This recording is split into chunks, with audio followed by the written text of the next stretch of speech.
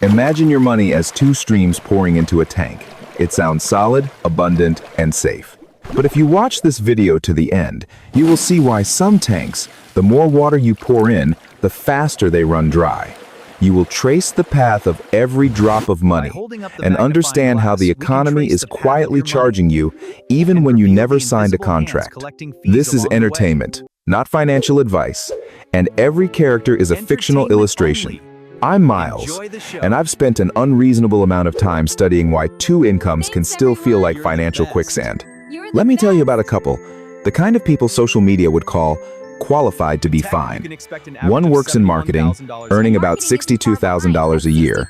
The other works in tech, earning about $71,000 a year. Together, that is $133,000, a number that can easily make others feel jealous. By normal logic, they should be heading straight toward wealth. But their reality looks like a Gen Z meme spreading everywhere.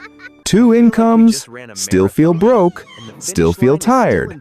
They are still stressed about bills, still watching payday like waiting for the last train of the day. They might save a couple months of expenses if they squeeze everything tight, and if they loosen up, there is almost no breathing room. Last month, the car broke unexpectedly. They swiped a credit card, then forced a small laugh. Their exhaustion is not only about money, it is about time being hollowed out. Both work full-time, some days more than full-time. And at night, they have only a few drained hours together. They eat dinner quickly, talk quickly, then sleep quickly, and in the morning, they run again. The strangest part is, they are not reckless. They are not throwing money at luxury. They did what society once said was the straight road to stability. They studied properly, built decent careers, got married, combined finances, bought a house in a well-rated area. They followed the manual exactly, yet it still feels like drowning.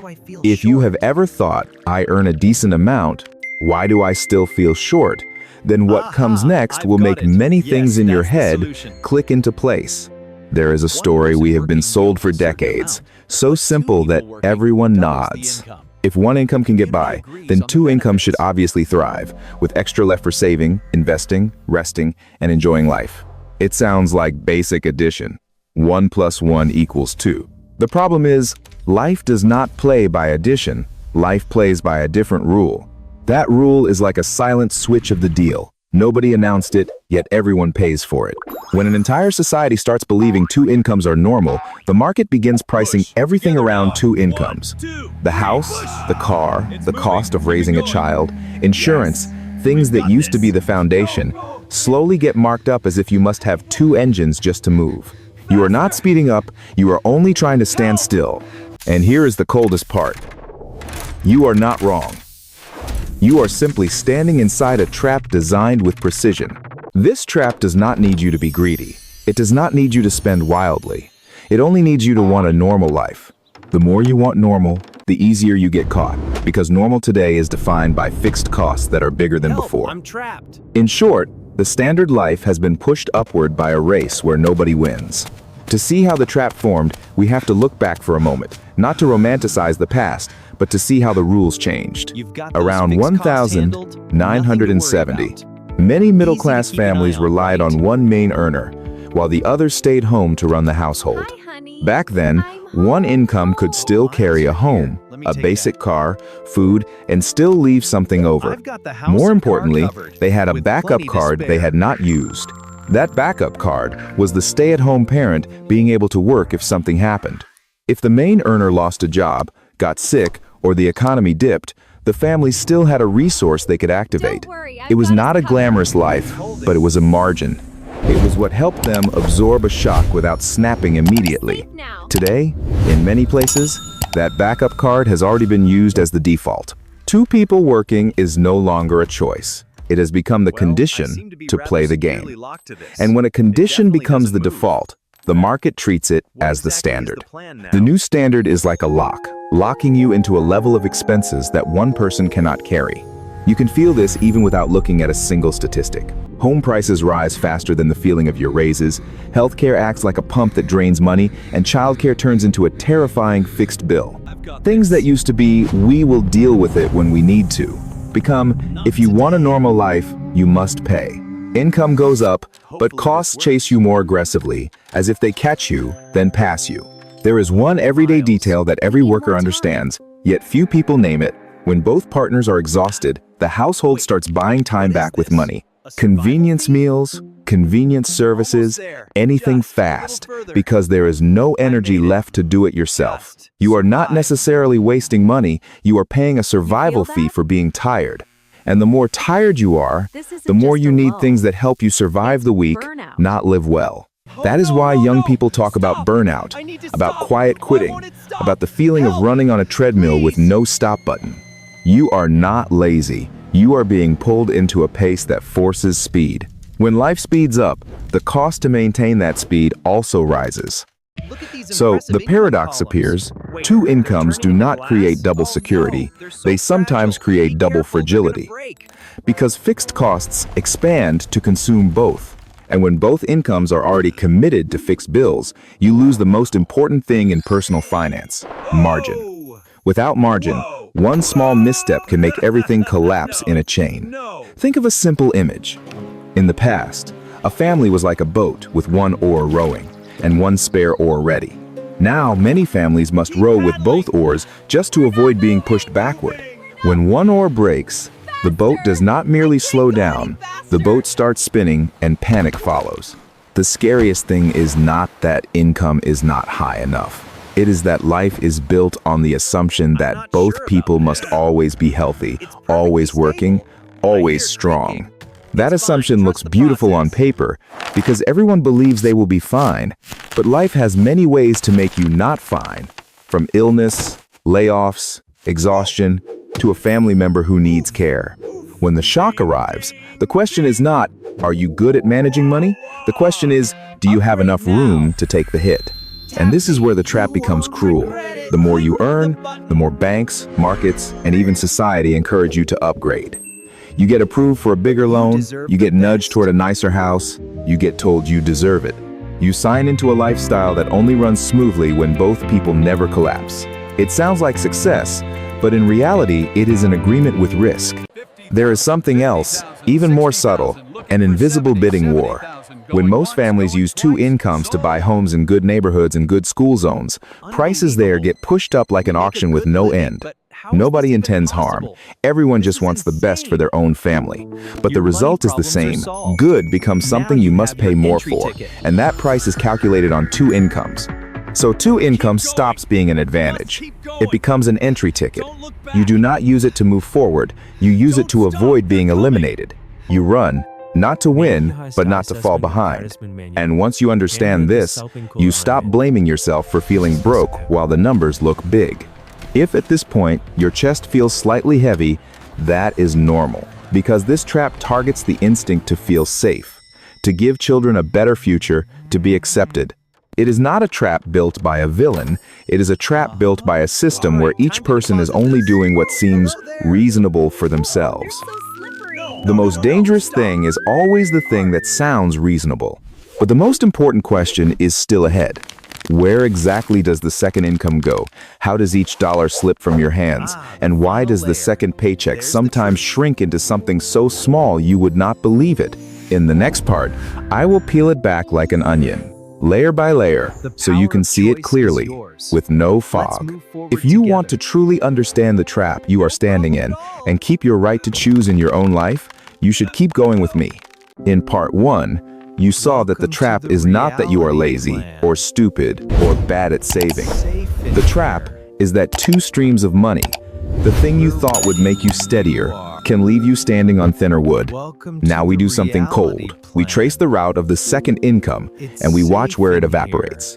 This is still entertainment, not financial advice.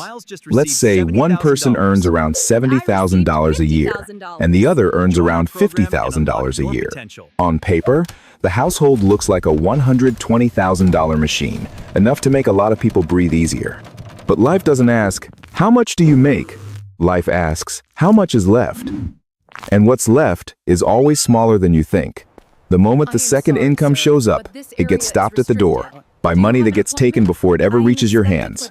Because the second income is often taxed and clipped at a higher level, it doesn't get treated as gently as the first dollars you earned.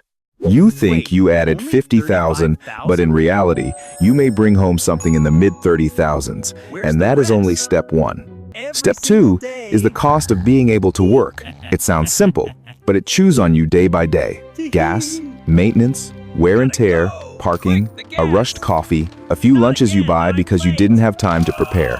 If you need an extra car or an extra payment, the story gets worse.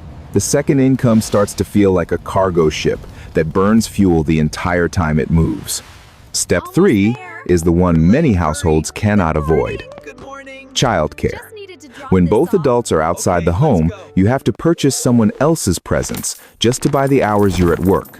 One child can cost tens of thousands of dollars a year in this alone, and in expensive areas, it can be far higher. Add a second child, and the second income can be nearly swallowed before you even breathe.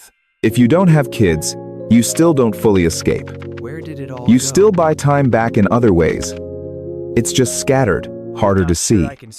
You pay for convenience because you don't have strength left. And when you're tired, you don't make decisions like a strategist. You make decisions like someone trying to survive the week. This is the part many young people casually call the exhaustion tax. Fast food delivery because nobody has the energy to cook. Cleaning services because the house is falling apart and nobody has time. Impulse treats because the week felt too heavy. These are not luxury purchases. They are the price of a life forced to run at speed. The problem is, when you add them up, they are big enough to turn the second income into an empty promise. Now, we do the math in a way that doesn't let the big total number lie to you. $50,000 after what gets taken first might land closer to the mid-30,000s. Subtract childcare, subtract commuting, subtract the exhaustion tax, and many families look back and realize the true contribution of one full-time worker can shrink to only a few $1,000s a year. Some households even go negative, meaning they work more and still move backward. And here's what makes people lose their minds. On paper, it still says 120,000. You stare at the total number and you make decisions as if it is clean money, spare money, guaranteed money. You buy a house based on what two incomes can qualify for. You accept a car payment, an insurance bill, a chain of fixed costs, all built on one assumption that both streams will keep flowing evenly forever. The bank does not care if you sleep enough or whether you can survive this pace. They only look at the total number, they nod, and you sign. And from that moment on, your life becomes a structure held up by two pillars. Crack one pillar, and the whole roof starts to shake. The brutal part is that the shock doesn't have to be huge. It only has to arrive at the right time. A layoff wave, a long illness, burnout that makes you unable to keep going, an aging parent who needs care, a child who needs more time than you expected. When that happens, the household doesn't just lose a chunk of income, it loses the ability to carry the fixed costs it locked in.